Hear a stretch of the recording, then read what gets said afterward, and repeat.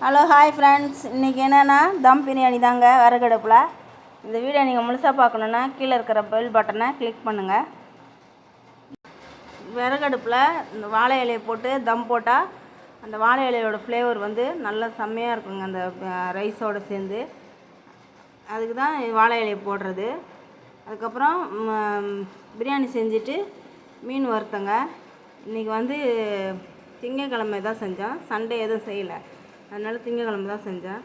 இந்த வீடியோ நீங்கள் முழுசாக பாருங்கள், உங்களுக்கு சப்போர்ட் கொடுங்க, தொடர்ந்து உங்கள் ஆதரவு கொடுங்க, லைக் பண்ணுங்கள், ஷேர் பண்ணுங்கள், மறக்காமல் எங்களுக்கு சப்ஸ்கிரைப் பண்ணுங்கள்.